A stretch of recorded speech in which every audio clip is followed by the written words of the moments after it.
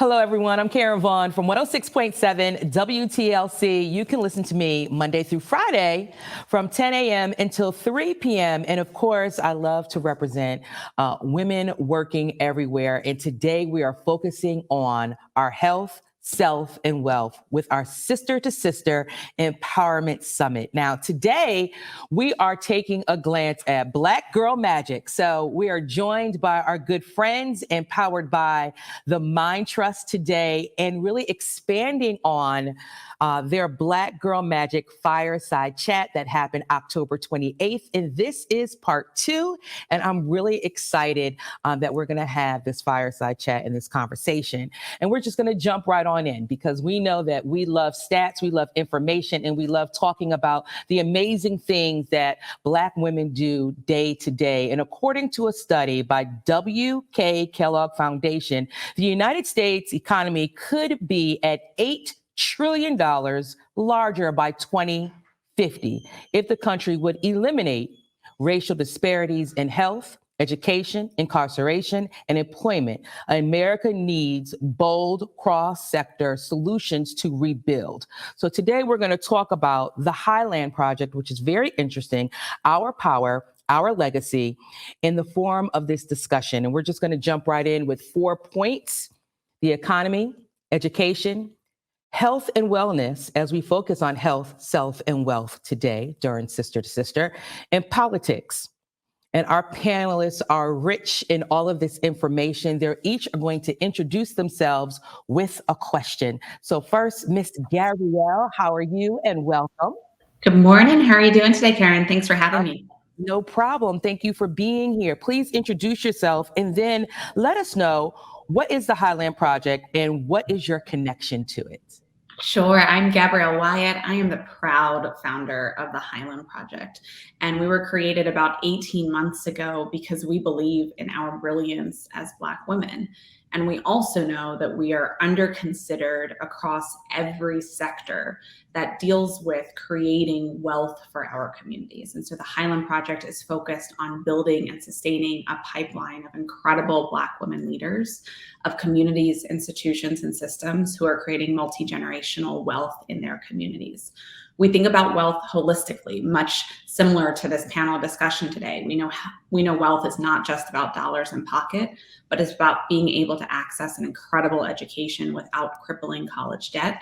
It's about being able to access healthy foods, incredible healthcare. It's about our basic ability to live, to breathe, and to thrive. And so at the Highland Project, we're focused on ensuring that Black women leaders continue to hold seats of power.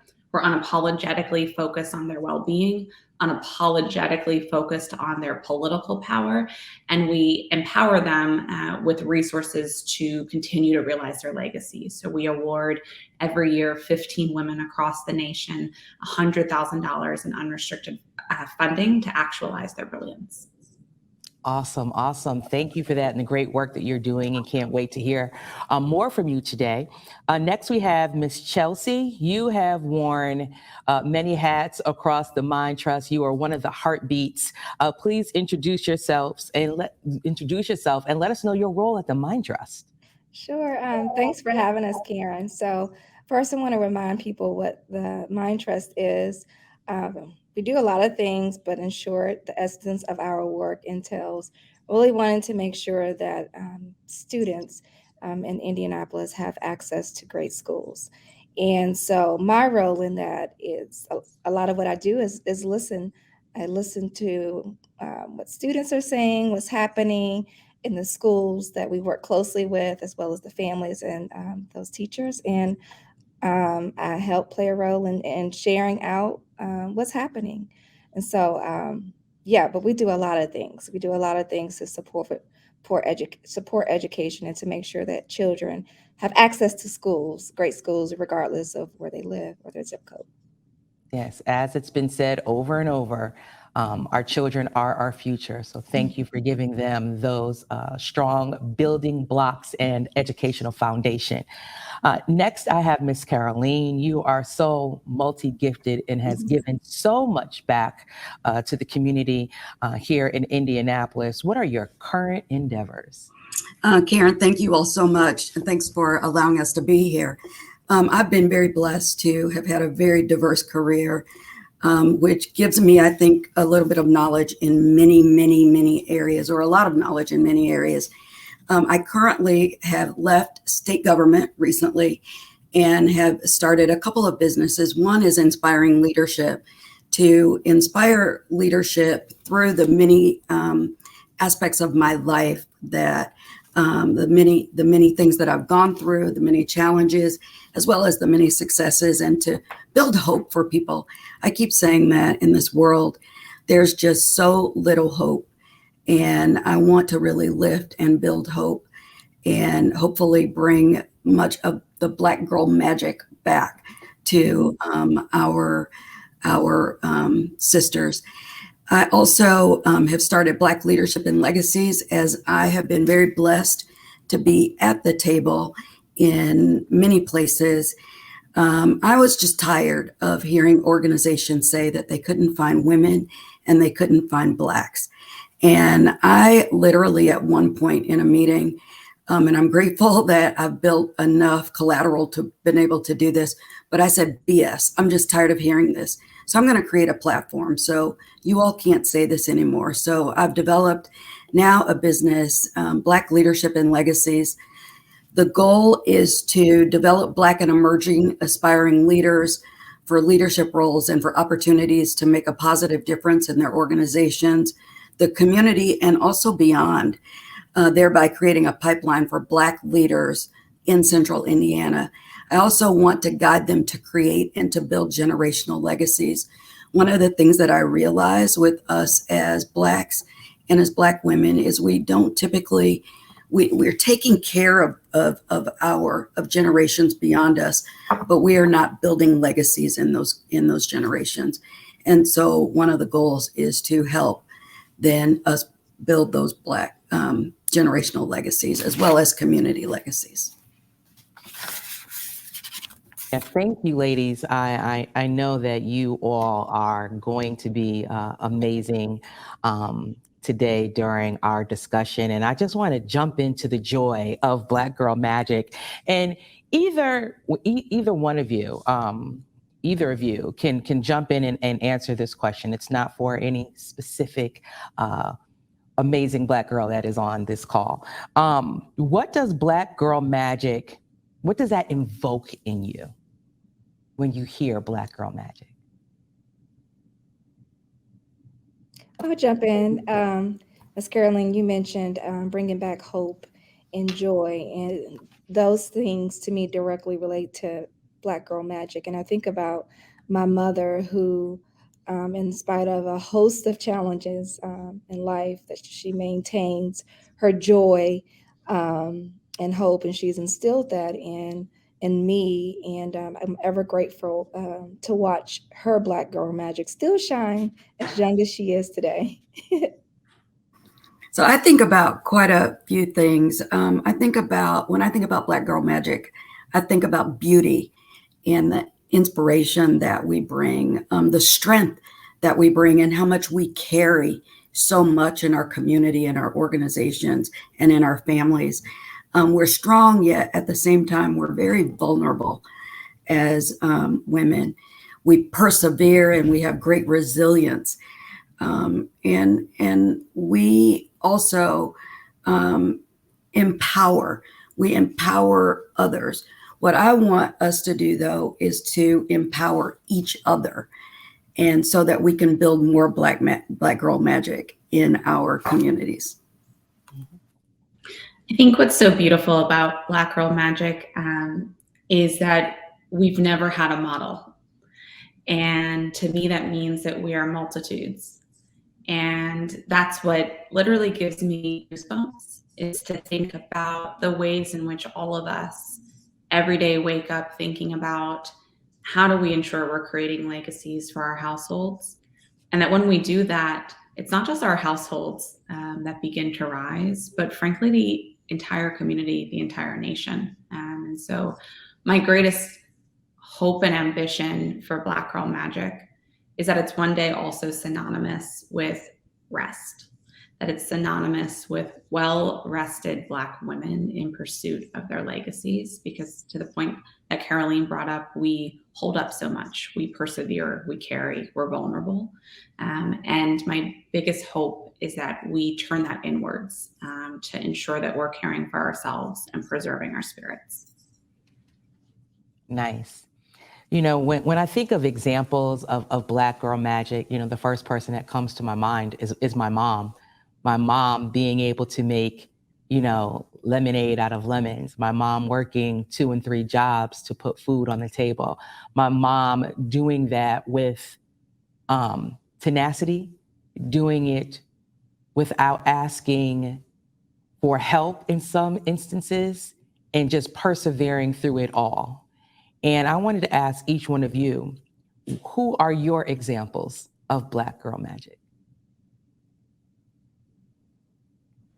My grandma, that beautiful human, turned 98 in May, and she is the epitome of a matriarch for us. She is a woman who has an uncanny connection with God, one that you know that she is a part of a higher power. I think what's beautiful sitting with her is that she represents the past, current, and future. She's someone who deeply believes in the dreams of her children, her grandchildren, and her great-grandchildren. And she believes in the power of us knowing where we came from, and that we continue to uphold the traditions of where we came from. And I would say for me was my mother as well. It's so interesting how all of us have mentioned mothers or grandmothers, and that generational legacy that they bring for us in upholding us and doing so much for us. So my mother got pregnant at 19. My mother and father got married. They both dropped out of college to raise me. And when I look at my mother, she went back to school and ended up getting her undergraduate degree as well as her master's degree while raising me and my brother. She went to school at night. She taught during the day or worked during the day, and then eventually taught during the day. But she taught us not only that tenacity and that perseverance, but she showed us such great love and such great care. I remember us never going a day without like a hot meal at the table. She fixed breakfast in the morning and she'd get up at 5 and work, till 11 or 12 at night, in the middle of the night, typing papers, and just that great perseverance, but also that great love and that shelter and that caring for us. And so just such beauty there. And it taught us so much. The one thing I do remember her saying, though, we had to learn to cook by the time we were 12 and do our own laundry and be able to take care of the house. She said, if something ever happens to me, the one thing I want is for you to be able to persevere and to be able to do things on your own. But she also taught us great integrity and to be honest and to be true to ourselves and to others as well. And so just beautiful spirits of legacies here. Yeah, absolutely. During the past question, everyone is shaking their heads. And we're talking about women that have really struck a chord with us, who are very close to us and help us grow into the women that we are, to where we're all hardworking and we all have that tenacity and perseverance. And when we look at Black women and the impressive work ethic that we have, we're also at the bottom of the economic ladder. We know that the median wealth of a single Black woman under the age of 35 is a little over $10,000 compared to the white males, which is a little over $22,000. The percentage of the Fortune 500 CEOs who are Black women, it is at 0.2%. So tell us about your experience in your fields and what you've seen happen, and let us know what are your thoughts in regards to how we can balance the field. I'm happy to kick us off with a little bit more of what we found in our research with Our Power, Our Legacy. And Caroline, I'd love to hear your reflections on what does it mean to truly create economic opportunity for Black women. But in our poll this summer, we surveyed over 700 Black women across the country. And Karen, to your point, despite what we were hearing coming out of the White House about the economy, we learned the economy is not back for Black women. We saw that over a third of Black women were dissatisfied with the direction of the economy. And we saw the most angst with single Black women. And, a hypothesis of ours is that that is directly linked to our experiences with college and the lack of college affordability. We are saddled with some of the highest numbers of college debt across this nation, in addition to being some of the most credentialed women. And so I think, I had a career in K-12 education, and my aha moment was in the pandemic about the connectivity or lack thereof between the increasing rhetoric of go to college, get a college degree, that will equal generational wealth. And yet what we are not seeing is that equal generational wealth. And so to our minds, addressing college affordability, addressing the tremendous debt burden that not only Black women, but Black and Brown communities are carrying right now is a top priority for us as an organization, as a way to start the creation of economic legacy building. Mm-hmm. Just last month, we found out in August that 4.3 million individuals left their jobs, slightly due to the pandemic. And when you think of that happening at the time of back to school, individuals wanting to start businesses and or staying home to care for your children. And when we look at the Our Power, Our Legacy report and finding that racism and discrimination are at the root of Black women's top concerns, along with job loss, how do we come together and mobilize? Excuse me. I think one of the things that I'd like to highlight is that the efforts of, what Gabrielle is doing with the Highland Project and the efforts that Ms. Caroline is doing with leadership in Black legacies. I think and of course, with the Mind Trust, I think it's all about us working within our own means, I guess, but then coming together in order to provide, Black women with opportunities so that, society doesn't have, essentially that excuse. Ms. Caroline, you mentioned that, you've heard things like, well, as it relates to hiring, well, there aren't people.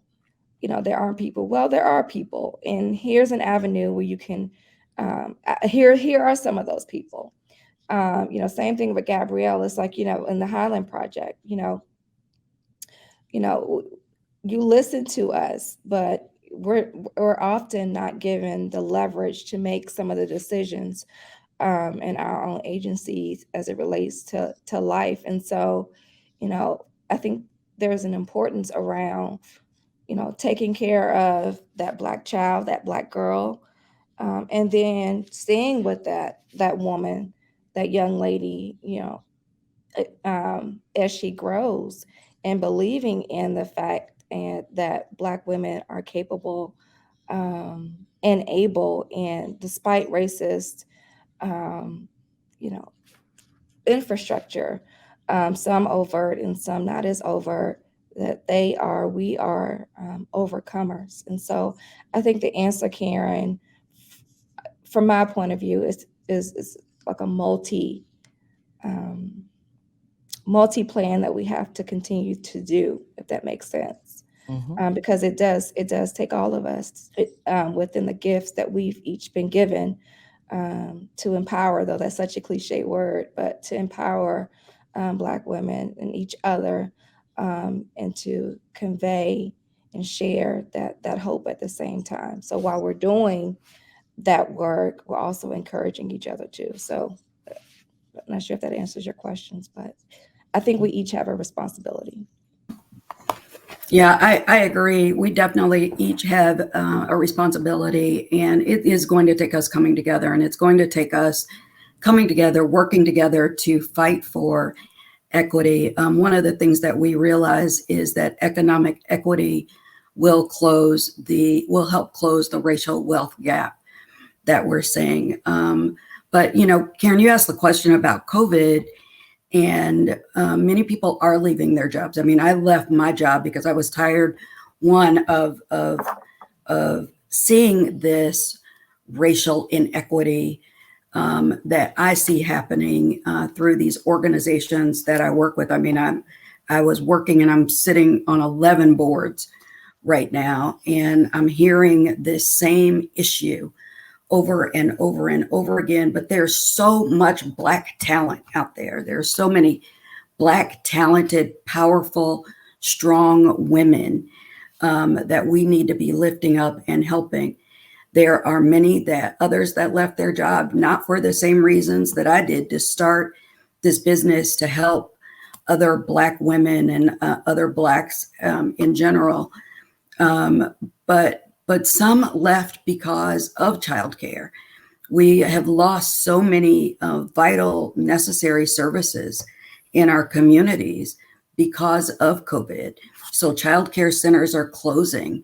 But we also are finding that there is more money available through organizations. There are many organizations that are stepping up because we as Blacks, and we saw whites step up after George Floyd to march and to protest and to have our voices heard. So we see organizations now stepping up to put money into programs to help. One thing that we need to do is to help others find out what those programs are. We need to find ways to open doors to those programs for those who may not have the knowledge base or may not have maybe the same allies or the same networks that we have, where we know about all of these provisions and help that are available. So we need to figure out how to open those doors. One of the things I sit here as I'm talking, and just what came to my mind, there's a program right now to help pregnant women.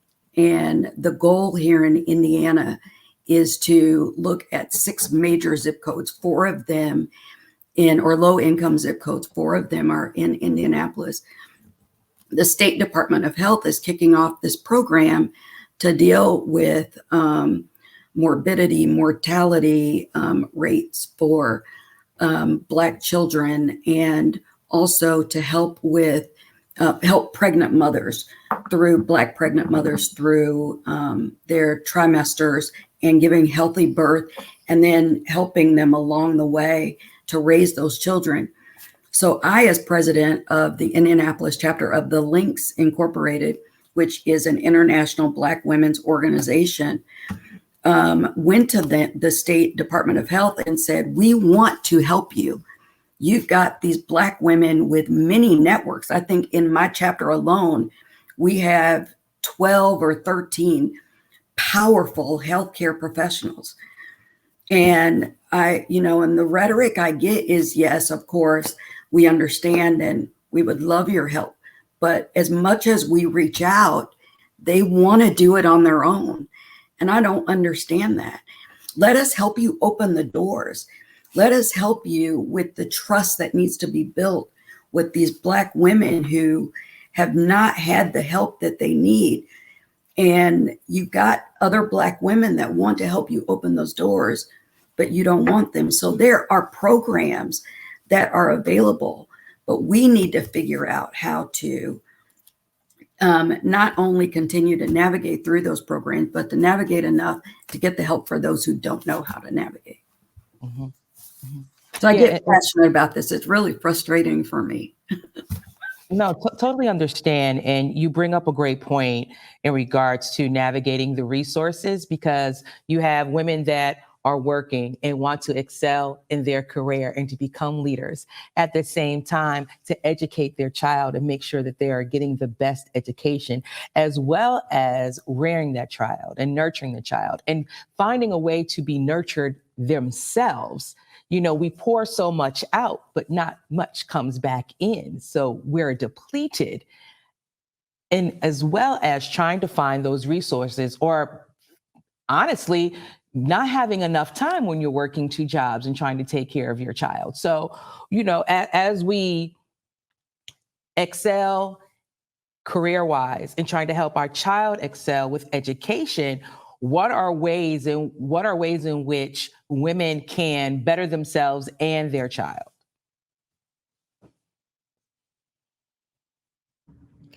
I think, excuse me here, this is kind of a trick question because to Caroline's point, it's about us understanding and navigating resources, but then at the same time, going back to racist structures, again, be it overt or discreet. We can't just tackle an issue as a society and say, okay, children aren't learning. Well, you have to look at what's happening. Why, what's happening in that household, what's happening in that community. And this is one of the things that the Highland Project report highlights, if communities are constantly being, resources are constantly being pulled from them, if that child is hungry and the only bit of food they get is from school, and budgets are cut, and so that food that they receive is now at minimal, and just all these other things that happen with life as we all have to deal with. How can we expect that child to learn, like really? And I think that's the case with a lot of societal issues. The issue itself, the issues is not an issue. It's all connected, which is why the Mind Trust, we even partnered with the Highland Project to host, this event, Black Girl Magic, because we understand that all of this is connected. Moms have to be okay. Grandmoms have to be okay. Those grandparents, godmothers, and all those things. And what does okay look like? And so you have to begin to peel apart the layers within the layers to get to the root of issues. And it's, it isn't a one-stop fix all kind of a thing. It really is going to take consistency around each and every one of us doing our part, using the gifts which we've been given to help, remind women, Black women, that they don't have to do it themselves, to your point, Ms. Caroline. But also there are resources like the Highland Project and other entities out there to help build them up and prepare them for, whatever their hearts might desire. But it's out there. And I would just add in real fast, Karen. Yeah. I say frequently, particularly in fundraising, the leader's not the problem. And so I want to say the Black mom's not the problem. The Black woman leader is not the problem. There's a reason why at the end of our report with our recommendations, we have a call to action to move from rhetoric to action for leaders across sectors. And so as I reflect on your question and what Chelsea said, which I agree with, my push is that we need leaders in positions of power to first listen to the needs of Black women who are driving the economy, who are driving intellectual power, who are driving political power, and actually respond after they hear what Black women need and shift policies and shift structures. Because to my mind, like we will be in a zero-sum game if the only focus is on how can we continue to get better. We will continue to rise. We've proven that. We will continue to be great. But to do that in a way that's actually sustainable, that's passing down generational healing, generational well-being instead of generational trauma and generational burnout, requires that leaders actually first listen again and then turn to action. And I think, we're sitting here recording this on November 10th. almost a week after elections last week, in which I believe by and large we saw for Black communities, despite the fact that we continue to mobilize at rates higher than our peers, we're still not yet seeing electeds shift their policy making into action. Mhm. I love that, what you said, to listen to Black women. And for those of us who are using or we need to use our voice as Black women, continue to use our voice. For those of us who are in positions to be able to, well, we all can speak up, but for those of us who are in positions that can influence those that we need to listen, we need to speak up. And that's something that I've made it a point to do at the tables, is to speak up. And when we get to a point where we have gained the collateral or the power or the ability or the ear of those who can help make decisions and make a change, then we need to be willing to speak up, to make sure that they're making that change. And I agree with Gabrielle. It's as we look at the elections and we realize that we have had this strong voice, and there's so many of us mobilized as Black women to bring our voices forward, and we're not being heard. We need to mobilize more. And we need to also, those of us who can, we need to make sure that these leaders are understanding the issues that are impacting us. And I'm going to give just a quick example. So many people know I'm a survivor of domestic violence. I was almost killed by my first husband, who held a gun to my head and said, "I'm going to kill you," and then kill myself. Now, gratefully, and thank God, something happened that snapped him out of that moment. I was not killed. I'm here today. I'm very grateful. But the one thing that I made sure of after, as I prayed and worked my way out of that situation, I said to the Lord, when I get out of this, I just pray that you allow me to help other women. Allow me to help other women who are in this situation, who are being victimized. And so then when I became a legislator, one of the things that I worked on was gun violence. And one of the issues I really focused on was those who had been convicted of abuse to not be able to own a gun. And I had heard that had been tried by the Domestic Violence Network for many, many years. And when I got up and told my story and really fought for this piece of legislation, I carried the legislation, fought for the legislation. The white males in the legislature, which, as we know, the legislature is 80% white males, came to me after it passed. And we now have that law on the books in Indiana, gratefully. But these white men came to me and said, "We didn't understand until we heard your story. And because we know you, it made a difference." And for those of us who are able to be in these places of influence, then we need to fight for those things that are going to make a difference for our sisters. And so I want to say, yes, we are our sister's keeper.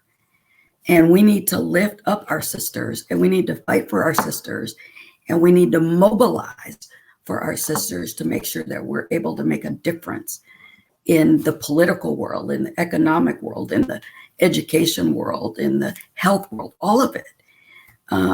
And so we need to use the level of influence that we have to be able to make that difference. That was very telling to me when they came to me and said, "We know you."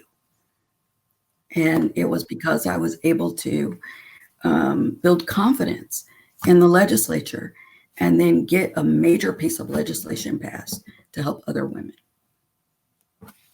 I would like to say thank God, and we feel truly blessed that you are able to come out of that situation and do the amazing things that you have done for women during your lifetime. I'm not going to say career, but lifetime. And as I hear your story, what rings in my mind is being able to speak so one will listen, not to respond, but to comprehend, listen to comprehend our stories, and then assist with action points for real assistance. And as I'm thinking through that and hearing your story, you were vulnerable enough with what happened to you to share your story. Some of our stories have such a trigger on many that it's very hard to be that vulnerable, to be that honest, and to say it in a public forum to where that you can assist in creating change, not only for yourself, for others. So how do we deal with those traumas that trigger us, but turning our test into a testimony, not only for ourselves, but to help others? Keep trying to unmute. I keep trying to unmute, and I'm sorry. Okay. So each of us has to deal with our traumas. We all deal with them differently. If we need help, get help. Please get help. Talk to somebody, whether it be a mental health counselor, whether it be a friend, or as we talked about, our mothers and grandmothers, to open up. I have a great faith. And the one thing I realize is and people look, one thing I'll say is people meet you where you are. So people look at my life today and have no idea the things that I've gone through in my life. I've gone through many traumas. I was abducted when I was 8. I was date raped in my 20s. I was a victim of domestic violence, a survivor of domestic violence. I've recently had this brain aneurysm. We all have to deal with these situations differently, but because I have great faith and I know that God is carrying me, and I know that the things that I've gone through have not been for nothing. They all work together for good. And the good that I want to come out of this is that these things that I've gone through, that I can share them and help other women, other people. I recently was at an event. I had to speak, and I was struggling with what to speak about. It was a group of women, and I thought that I was supposed to speak about domestic violence in my mind. I'd made my mind up. But every time I got ready to write my speech, I realized that that wasn't what I was supposed to speak about. Because I dealt with racism so strongly in my teens and in my early 20s, I tried to commit suicide. So I almost died by suicide as well. So people don't know all these things, these traumas that have happened in my life. But I say all this to say, so I knew I was supposed to speak about suicide at that event. It was the first time that I had that strongly spoken about suicide, because that was the one trauma that I had not, I guess, come face to face with as I needed to. And there were women after who were so grateful, because so many of us feel like we're alone, and we feel like we don't have hope. We don't have an outlet. And so my faith carries me through. And it has allowed me to be able to speak about these things, because I realize there's a good that can come out of them. We need to remove the shame. There's nothing to be ashamed of. We go through these things in our lives. We learn from them, and we move forward to help others. And there's no shame in that. And so I'm able now to be able to speak about these things, because I've seen the good that's come out of them and the hope that's come out of them. I know a long answer to that question, but No, it's different for all of us. Yes, it That is. was beautiful, though, It because was. one of the things about this discussion is talking about Black Girl Magic. And Gabrielle said it at the beginning of this. We actually, Caroline, you said it. How we're overachievers. Essentially, we're overachievers. We take it all on. We put it all on ourselves. And then Gabrielle, you talked about navigating and trying to find a balance of that.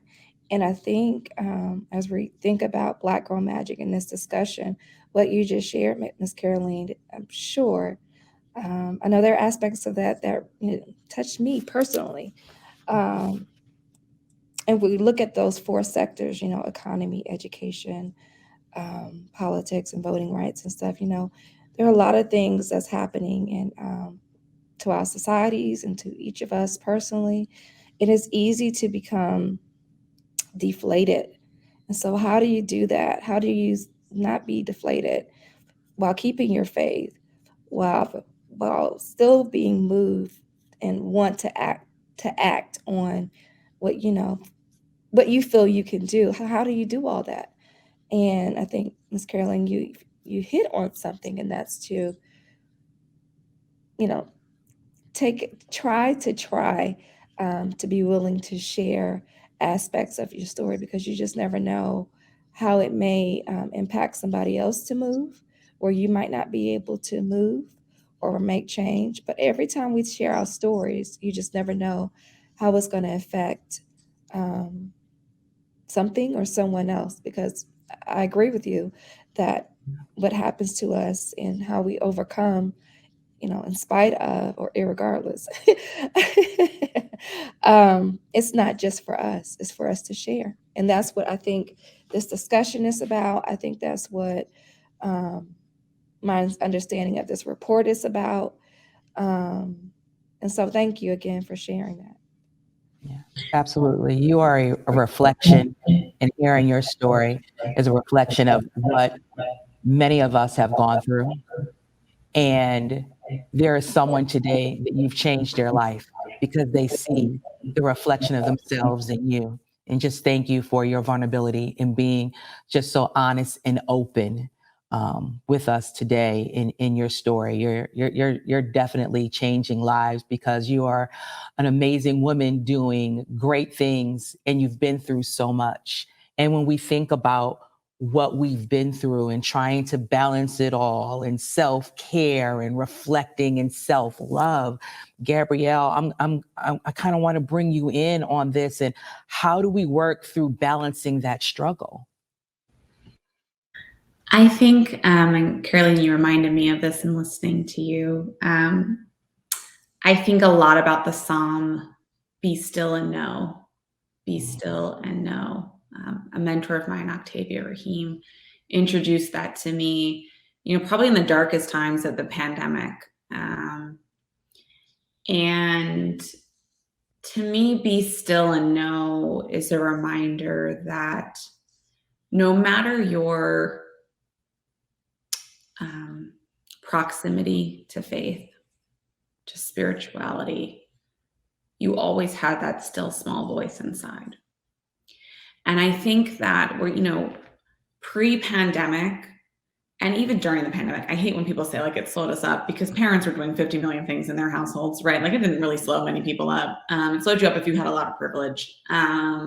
But we move so quickly that we don't listen to that still small voice inside, that we don't take that time in the morning or on a walk in the park to ask, where am I? Where am I? Where am I going?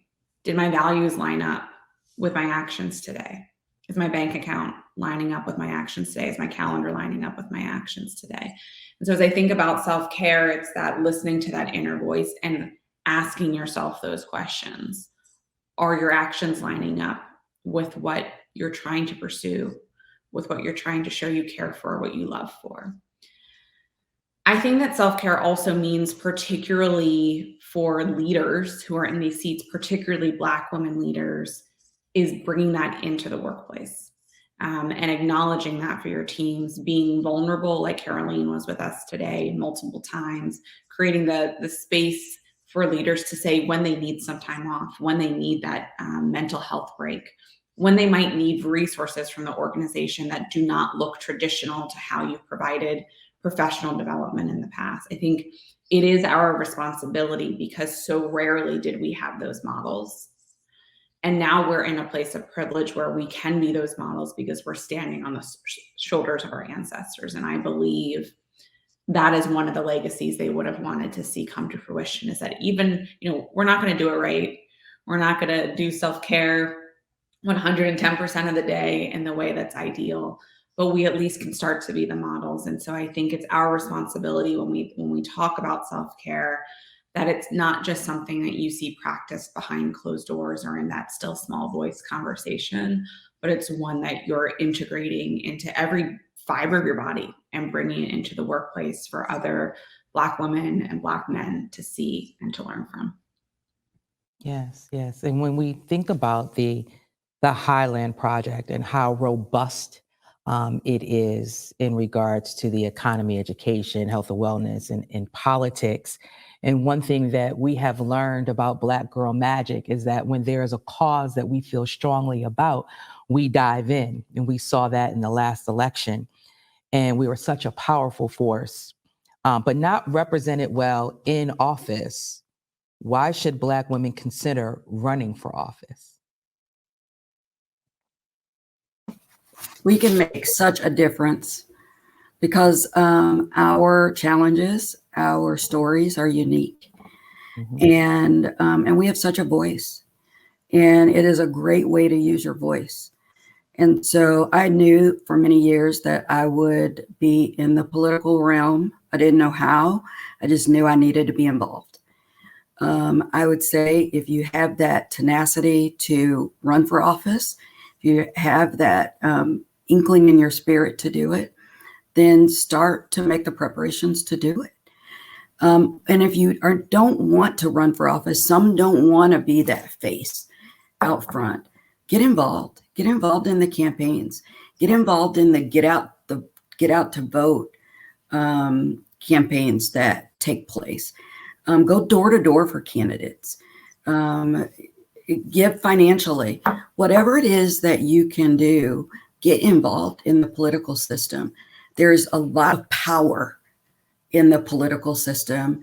One of my biggest frustrations with it when I was in office was as I watched political leaders or politicians, I think many go into it for the right reasons, but get so caught up in the power of it that they begin to just work for the vote versus working for you and I. And so what I want us to do is to get involved in the systems, in this political system. And because there is so much power in it, that's why people don't want to leave it once they're in it oftentimes, and they are just working for the vote. But we have to remind them of the challenges of our world, and we have to remind them of the challenges that we have as Black women. And we do that by getting involved in making sure that they hear us, that they see us, and that we deserve to be seen and we deserve to have our challenges met. Gabrielle?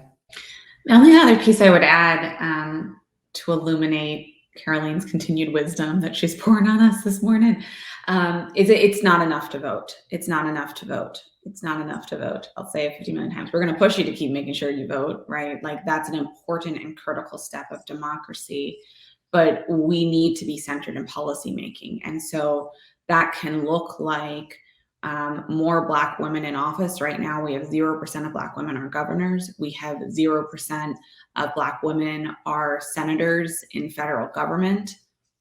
That's crazy. That's absolutely crazy. And it used to only be one, and a very important one, but one is not enough. We need critical mass. To me, like that is the mecca of the equity and inclusion of DEI, is that there is a critical mass of us as decision makers in shaping and reshaping policy, because we need structural change. All of the data and experiences we touched on today is a reflection of intersectoral racism, which means that we need policy change. We need change to resource flows and power dynamics. It also means we need organizations like the Mind Trust who are thinking relentlessly about ways that families can be engaged in decision-making bodies beyond voting and beyond running for office. So many decisions get made at school board meetings, as an example, in PTA meetings, as an example. And as we all know on this video call, education is a linchpin for the creation of generational wealth in our communities.